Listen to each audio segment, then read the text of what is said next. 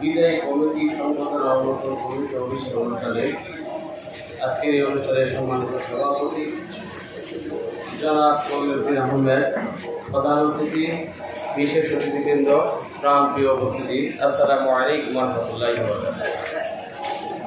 আমি প্রথমে আল্লাহর দরবারে শুকরিয়া আদায় করছি যে মহান রব্বুল আলামিন একটি গুরুত্বপূর্ণ অনুষ্ঠান, এটা আমি বলবো যে আল্লাহর ইসলামের যে নির্দেশনা রয়েছে, এই নির্দেশনা অনেকগুলি নির্দেশনার মধ্যে এটা একটি নির্দেশনা যে সমাজকে সুন্দর করার জন্য আজকে অনুষ্ঠানের ব্যবস্থা করা হয়েছে। আলহামদুলিল্লাহ, সবাই বলে আলহামদুলিল্লাহ। সম্মানিত উপস্থিতি, আমি প্রথমে ব্যবসায়ীদের উদ্দেশ্যে আমি আল্লাহ রাব্বুল আলামিনের একটি আয়াত বলতে চাই। আল্লাহ বলেছেন, আহাল্লাল্লাহুল বাই'a ওয়া হারামার রিবা। আল্লাহ ব্যবসাকে হালাল করেছেন, সুদকে করেছেন হারাম। আপনারা সেই ব্যবসার সাথে আছেন, আলহামদুলিল্লাহ। সম্মানিত উপস্থিতি, আল্লাহ রাসূল সাল্লাল্লাহু আলাইহি ওয়াসাল্লাম এই ব্যবসায়ীদের সম্পর্কে অনেক কথা বলেছেন। এর মধ্যে আল্লাহ রাসূল বলেছেন যে ব্যবসায়ী সৎ এবং বিশ্বস্ত, ওই ব্যবসায়ী আমি মুহাম্মদ রাসূলুল্লাহ সাল্লাল্লাহু আলাইহি ওয়াসাল্লামের সাথে অবস্থান করব। সুবহানাল্লাহ। কাল হাশরের ময়দানে সৎ এবং বিশ্বস্ত ব্যবসায়ী আল্লাহ রাসূলের সাথে অবস্থান করবে। অপর এক হাদিসে আসছে যে সত্যবাদী এবং বিশ্বস্ত ব্যবসায়ী, সেই ব্যবসায়ী কাল হাশরের ময়দানে শহীদ এবং সিদ্দিকদের সাথে হাশর নাশর হবে। সুবহানাল্লাহ। সম্মানিত উপস্থিতি, আরেক জায়গায় রাসূল বলেছেন যে ব্যক্তি সৎভাবে ব্যবসা পরিচালনা করে তার জীবিকা উপার্জন পরিচালনা করবে, সে আল্লাহর রাস্তায় জিহাদ করলে যে সওয়াব হবে তার আমলনামায় সেই সওয়াব দেওয়া হবে। সুবহানাল্লাহ। এরপর আল্লাহ রাসূলের সর্বশেষ কথা হচ্ছে, আমি যে কথাটা বলতে চাই, এই সৎ ব্যবসার মাধ্যমে আল্লাহ রাসূল বলেছেন দুনিয়ার যত উপার্জন আছে সকল উপার্জনের 10 ভাগের 9 ভাগ লাভ এবং এই উপার্জন হয় শুধু ব্যবসার মাধ্যমে 10 ভাগের 9 ভাগ। সুবহানাল্লাহ। সেই ব্যবসায়ীদের সাথে ব্যবসায়ী আজকের এই কমিটি, নতুন কমিটি যে গঠিত হয়েছে, আমি বিশ্বাস করি এই কমিটির এক গুরু দায়িত্ব রয়েছে।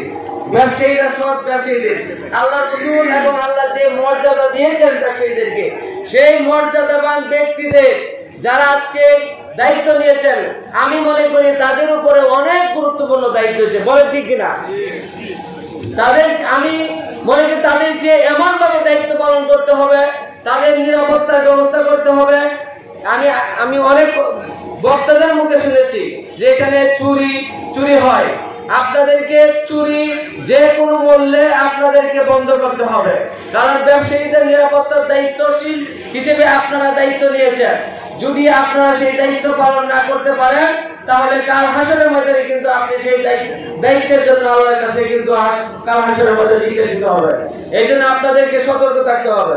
সম্মানিত উপস্থিতি, এখানে আমার খুব ভালো লেগেছে যে মাদক নিয়ে আলোচনা হয়েছে। মাদক আজকে এমন একটি পর্যায়ে গিয়েছে যে একটা ফ্যামিলির সদস্য যদি মাদক সেবন করে তাহলে এই ফ্যামিলিটা ধ্বংস। আজকে একটি বৃদ্ধ মা আমার এই কোর্টে কান্না করে বলতেছে যে বাবা, আমি আজকে কত উকিল লয়ারের কাছে আমি ঘুরেছি যে আমার কোনো টাকা নাই, কিন্তু আমার ছেলে আজকে এক বছর ধরে প্রতিদিন আমি যদি 100 টাকা না দিতে পারে আমার উপরে আঘাত করতেছে, আমাকে লাঠি দিয়ে পিটাচ্ছে, মাকে পিটাচ্ছে। আমার ওই মাকে দেখে আমার চোখের পানি আসলো। আমি বলেছি ঠিক আছে মা, তোমার কোনো টাকা পয়সার প্রয়োজন নাই, আজকে এই মামলা আমি দায়ের করছি, করিমগঞ্জে পারি, আমি ঠিকানাটা বললাম না। সম্মানিত উপস্থিতি, এই যে আমাদের এই সমাজের অবস্থা, এই সমাজের দুরবস্থা থেকে উত্তোলন করার জন্য আমাদের কিন্তু ইমানি দায়িত্ব আছে। বলেন ঠিক কিনা?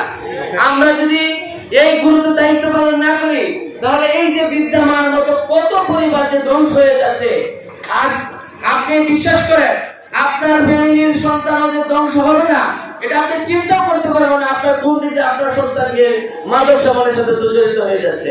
এই জন্য আসুন আমরা সংঘবদ্ধভাবে আমাদের আজকের এই প্রধান অতিথি যে আশ্বস্ত করেছেন যে এই সমাজ থেকে মাদক উচ্ছেদ করব, আমরা সবাই সম্মিলিতভাবে, আমি আছি, আমরা সবাই সম্মিলিতভাবে শুধু সাগর বাজার নয়, গোটা করিমগঞ্জ থেকে মাদক উৎখাত করে আমরা একটি সুন্দর সাগুয়া এবং সারা উপজেলাকে একটি সুন্দর উপজেলা উপহার দিতে চাই।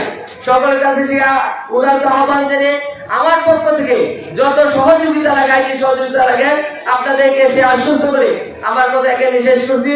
আমার তৌফিক ইল্লাহ বিল্লাহ।